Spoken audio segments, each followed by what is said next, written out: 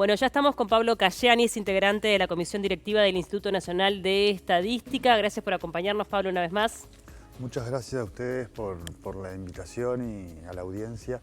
Es el Instituto Nacional de Evaluación Educativa. Ah, de evaluación educativa, perdón, sí. Vi ahí el INE y seguí de largo, pero sí, es de evaluación educativa, está muy bien. Bueno, y estaremos hablando sobre estos resultados que se dieron a conocer, estas pruebas que se hicieron sobre todo a alumnos de tercer año de liceo.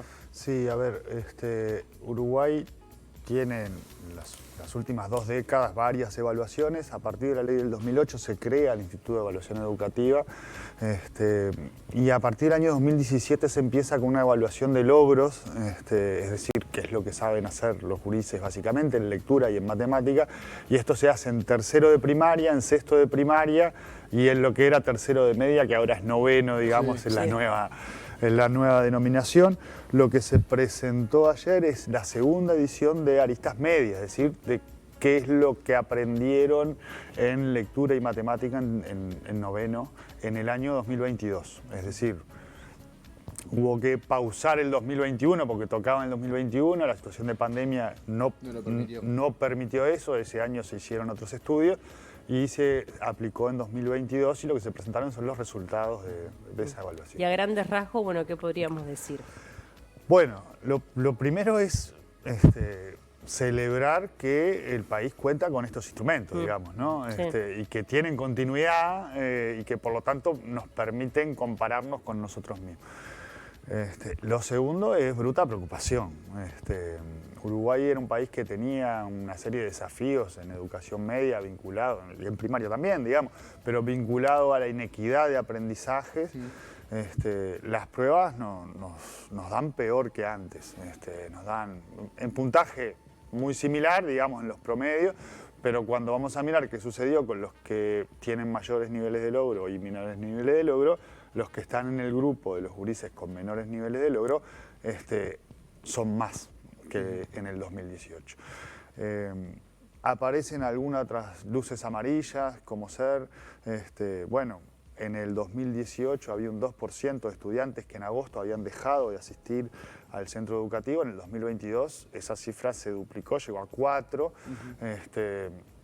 El que no está no aprende. Claro, Y se afecta su derecho a la educación, etc. Y otra de las cosas que surgen de la evaluación es que en habilidades socioemocionales, es decir, en la capacidad de relacionarse con otros, o en la motivación, en las cuestiones que sabemos que inciden en cómo se aprende, o en esto de aprender más, también estamos peor. Todo esto además con un sesgo muy fuerte de a los contextos más desfavorables le va peor en lo que mires. No solo en los niveles de logro, sino, bueno, son también quienes más dejaron de concurrir, son quienes están más afectados por este descenso de las habilidades socioemocionales. Y aparecen algunos elementos que son interesantes porque, bueno, por un lado colocan esta información en manos de diferentes actores que toman decisiones, ya sean la familia, los docentes, los directores de los centros, o las autoridades, o los parlamentarios, digamos. Sí. Pero también trae información de algunas otras políticas que están faltando a la conversación. A nosotros nos llamó mucho la atención, por ejemplo, que en las cuestiones vinculadas a inseguridad, es decir, cómo se sentían los gurises cuando iban hacia el centro o en la manzana de su centro educativo, 1 de cada 4, en promedio, digamos, no se siente seguro. Cuando vas a mirar qué pasa dentro del centro educativo, en los pasillos o en los baños, aumenta la percepción de inseguridad. Bueno, hay cosas que están pasando con los adolescentes, algunas tienen que ver con la pandemia y otras tienen que ver con las políticas o con lo que pasa en los centros educativos que los están afectando de una manera que por lo menos yo me quedé con la sensación de que todos estamos bastante preocupados por eso. Ahí se puede, justo estas dos cosas que hablabas, ¿no? De la seguridad fuera del recinto y adentro del recinto, puede ser por lo menos una parte de la explicación de dejar el centro educativo cada vez en mayor cantidad de alumnos. Bueno, ahí Aristas no no puede explicar, digamos, porque lo que consulta es sobre cómo te sentís.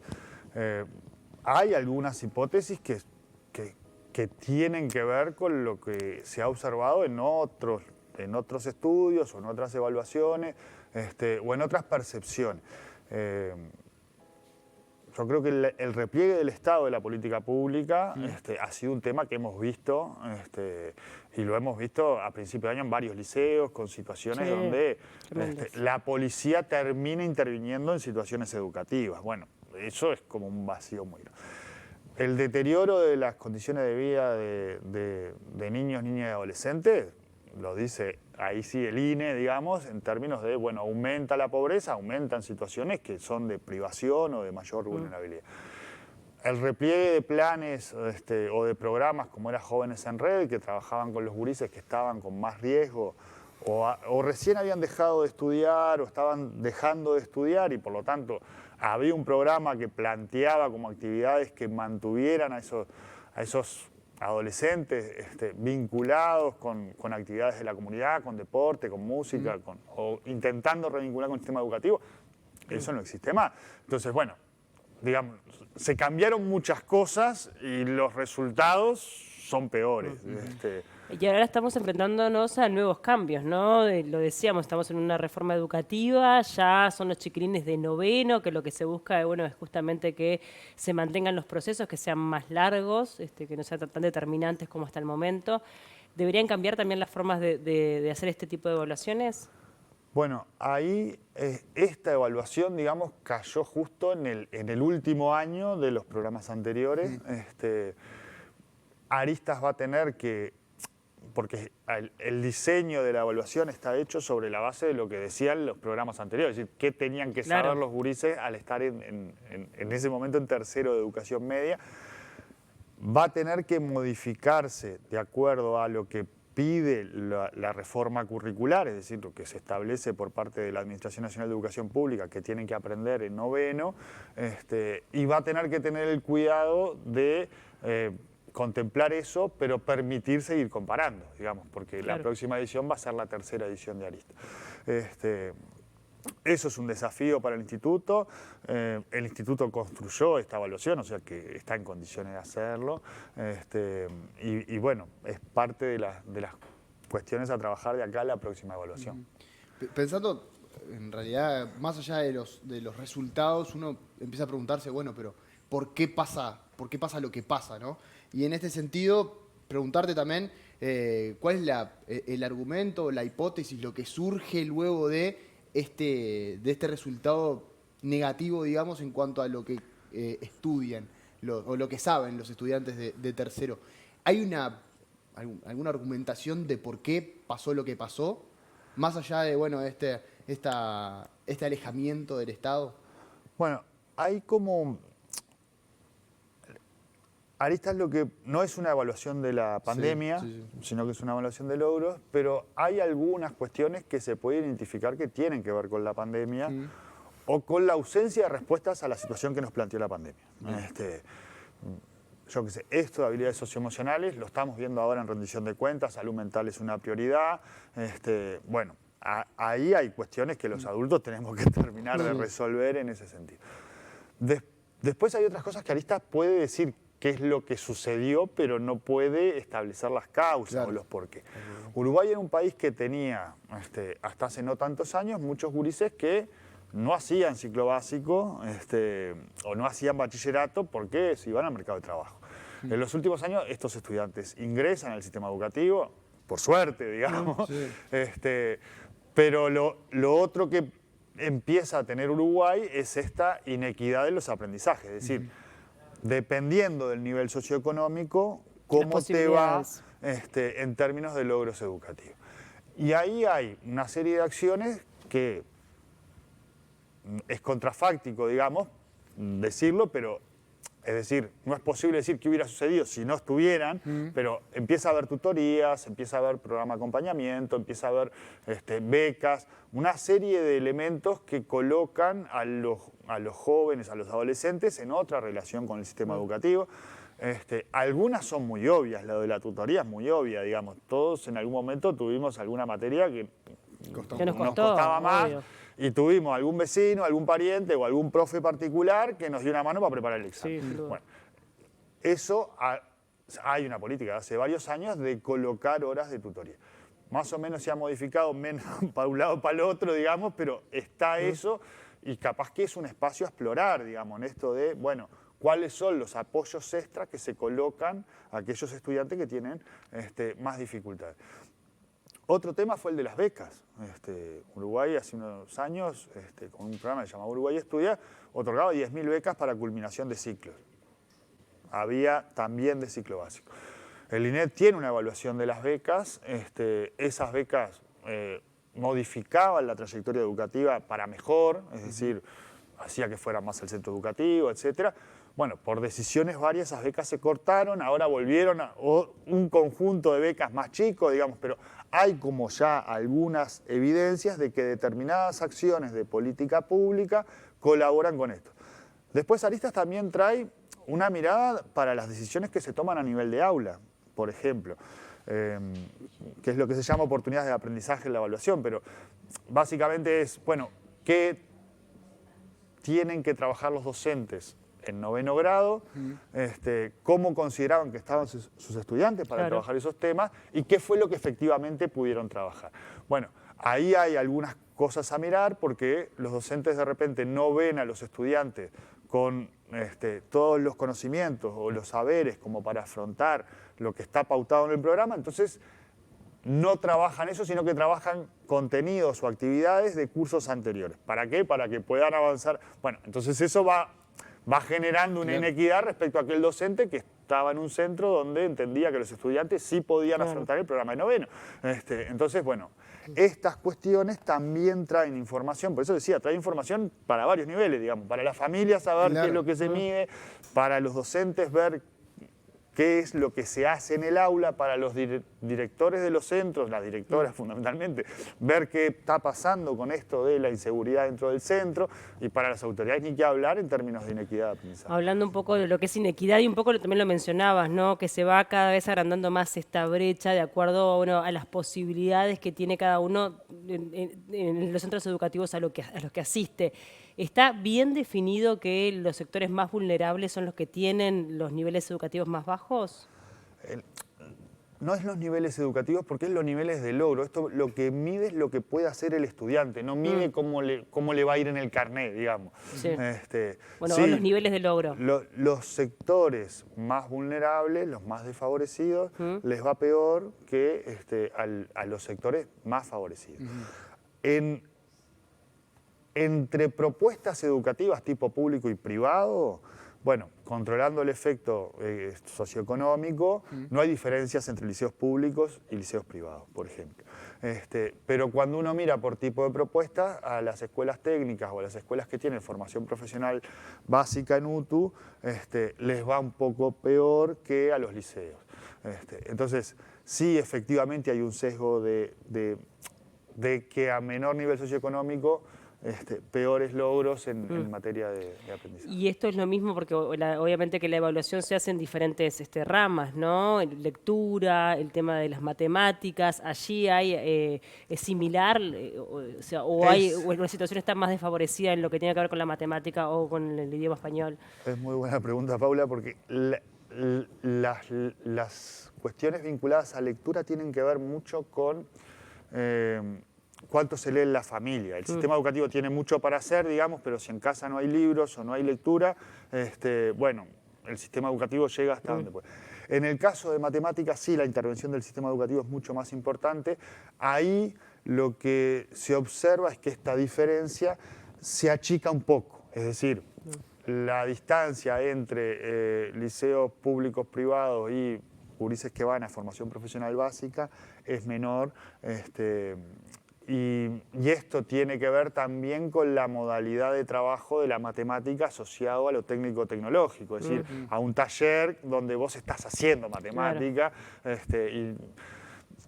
y es parte de las cuestiones a mirar, digamos, porque también ahí capaz que hay una clave de por dónde puede venir la mejora. Y con respecto a, estaba pensando, varones, niñas o niños y niñas. Bueno, eso es otra de las malas noticias que trae Aristas.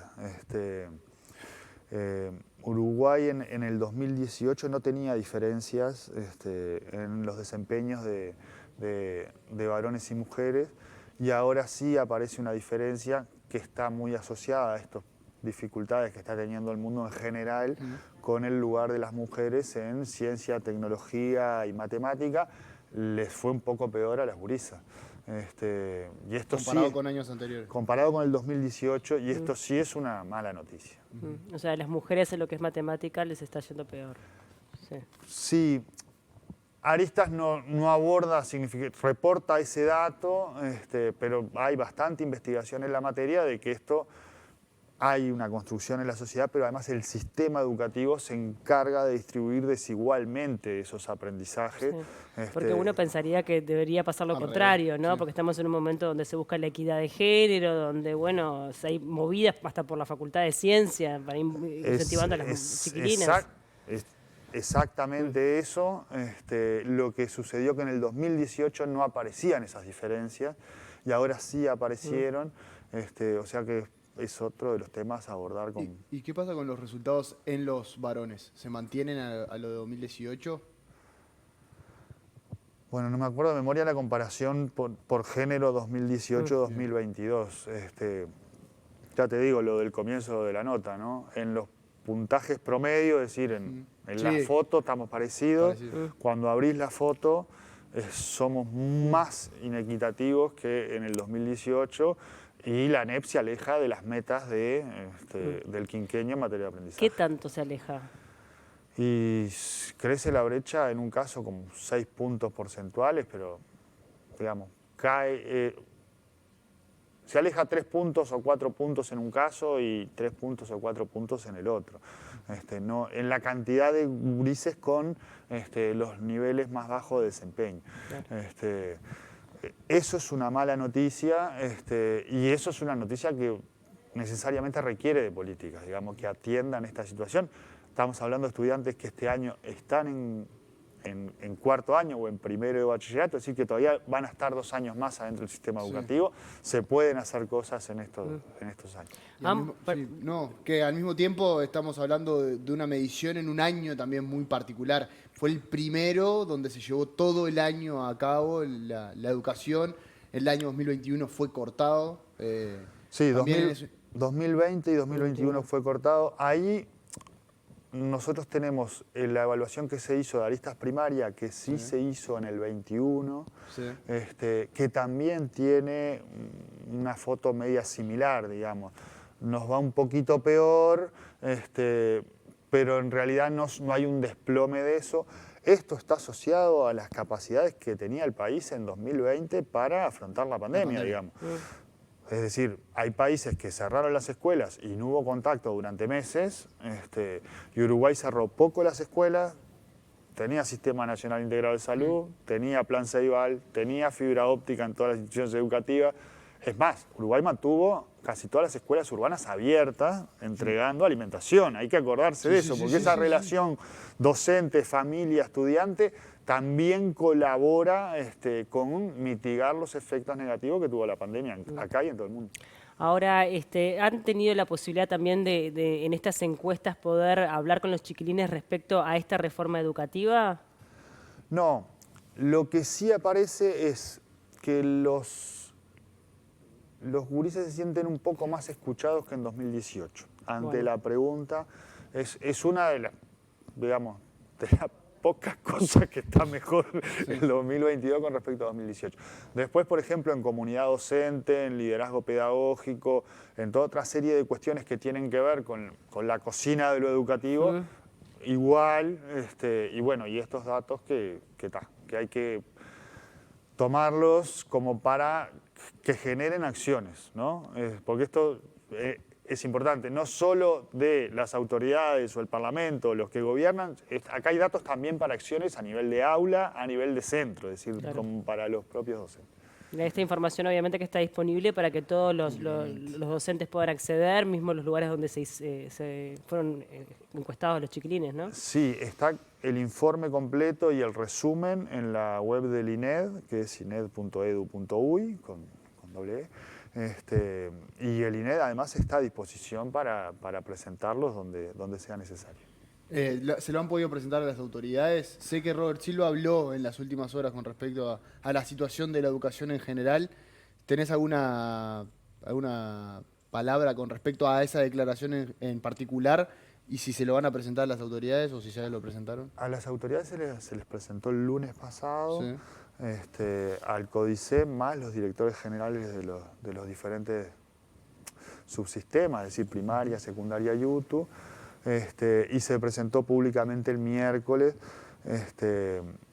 Respecto a las declaraciones de Robert Silva, me parece que no es oportuno opinar porque creo que fueron bastante infelices. Bien. Una Dale. última que tiene que ver con esta extensión o anticipo de las vacaciones. ¿Qué le pareció? ¿Cómo se comunicó al principio? ¿La decisión que se termina tomando? Más que por el INED como experto en la enseñanza. Sí, como Sí. maestro A también. nivel individual. Como maestro. Sí. El origen de las vacaciones es sanitario, es decir, ese corte en Sí, sí. julio tiene como origen cortar con estas cuestiones. En la administración de lo educativo, las vacaciones es ese receso, digamos, se tiene que ir monitoreando. Hay un calendario que se aprueba a final del año anterior y se ratifica.